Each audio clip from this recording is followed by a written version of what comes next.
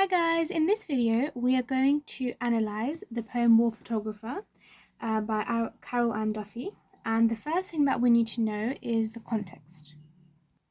So here is the main contextual point that you should remember, and you can link it back in all of your paragraphs, and it says that Duffy wants to question why and how people have become so desensitized to war.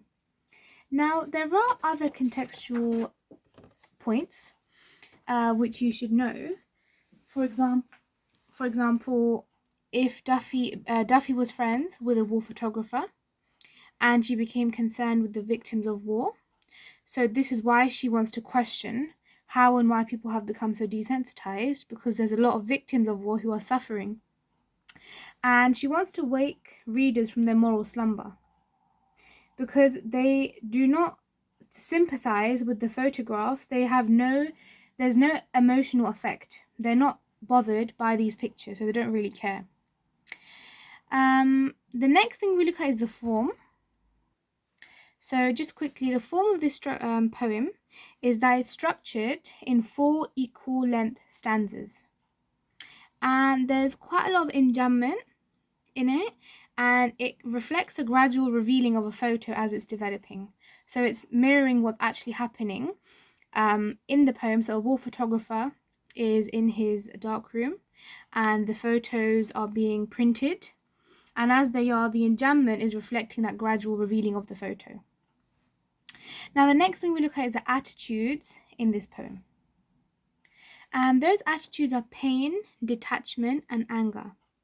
Now pain is where the emotional pain is. So it's emotional how the war photographer is looking at the pictures that are being printed, and as they are being printed, he's feeling the pain of the people that are suffering and dying in war. The detachment is looking at detachment of emotion with these photographs, as people have lost their sympathy and they do not care. They're not affected by these pictures. And anger comes towards the end of the poem, where Duffy is expressing anger towards the people who don't care about the sufferers of war, and the people who are suffering, the people who are dying, their relatives, their loved ones, all of those people. So the next thing we look at is links to other poems. So these are the main 3 poems I think you should link War Photographer to in terms of effects of war. So those are Remains, Bayonet Charge, and Kamikaze. Remember, it depends on the question, what the question is asking you. So you base off that which poem you pick to link to this poem with. So if the question was about effects of war, we could link War Photographer with any of these 3 poems. If it was about anything else, maybe about the effects on other people or memories of war, something different that these poems don't link to, we could pick another poem. And there will be a video on that separately, just to zoom in and just for deeper explanation for those of you who find it difficult to link poems together. Now, the next thing we're going to do just before we actually start to annotate is go through a quick summary of the poem, just so we understand what's going on.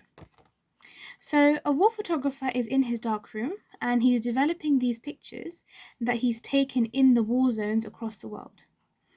And as the photo begins to develop, the photographer remembers the death of a man and the cries of his wife.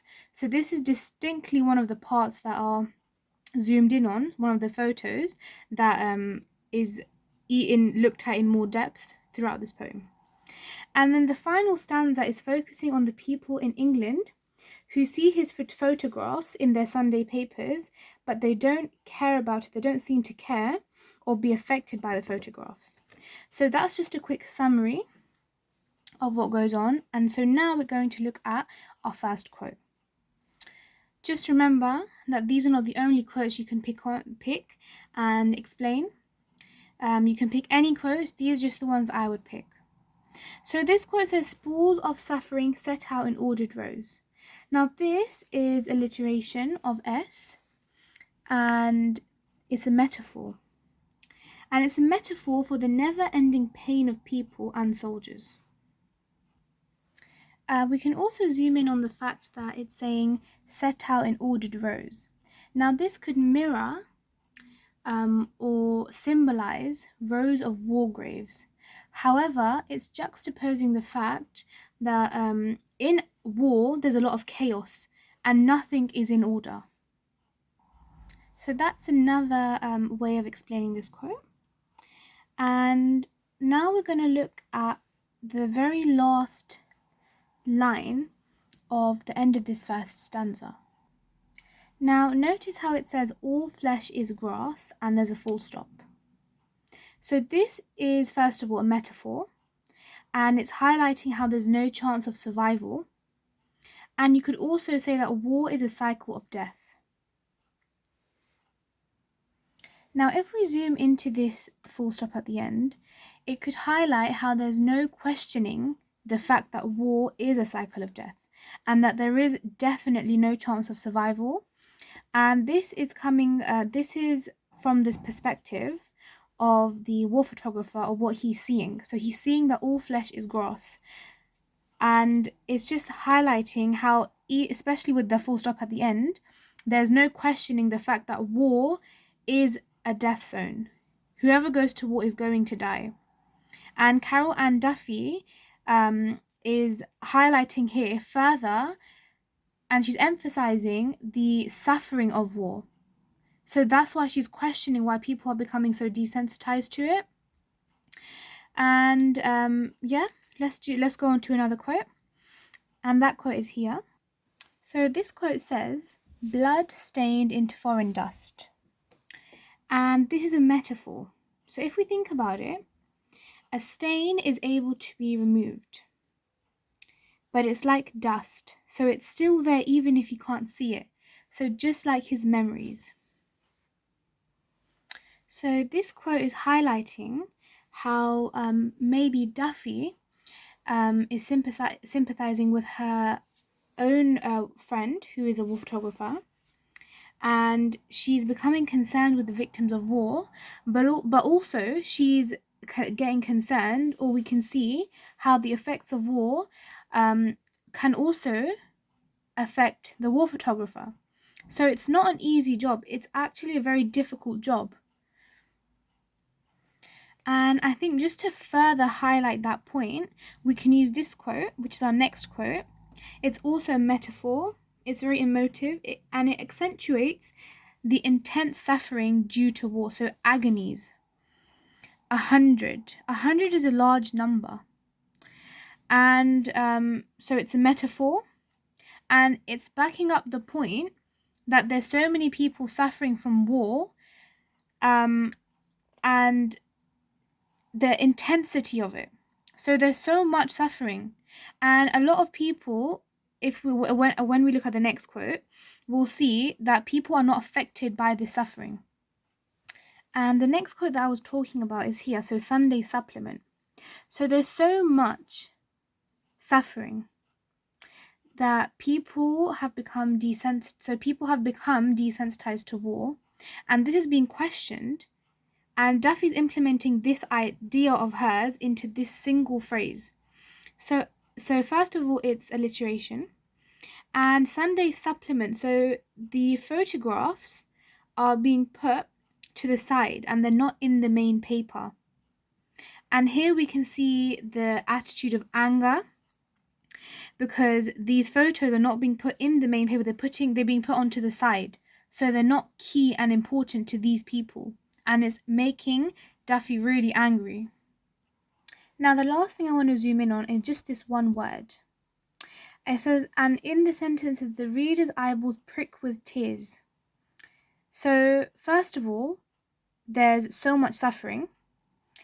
It's being put to one side. It's not even in the main paper. And this is a metaphor because it's showing how there's no sympathy. It's just for like 1 second maybe. It's so small. The tear is so small. There's literally no sympathy. People have become desensitized to war, and that is what Duffy is arguing against. So I think that you can use this whole last stanza and the end of the second last stanza, the third one, to write. You could literally write a whole paragraph just by using quotes from here, because they all back each other up. And it's all to do with how people have become desensitized to war. They do not care. They're not affected by the photographs. The war photographer is actually affected by the picture so much that it's a stain, and it's also like dust. So stains can be removed, but the photograph in his memory is like dust. So it's there in the background. It can't be removed. So that was the poem War Photographer by Carol Ann Duffy. If you understand the context and the summary, if you want to understand it more, make sure you go and look for the videos separately on context and summary for this poem. I'm going to put it in the description box so you can find that easily. And also you can find the writer's intentions there as well. And that is really key to when you're writing your paragraphs. So make sure you link back to the poem as well.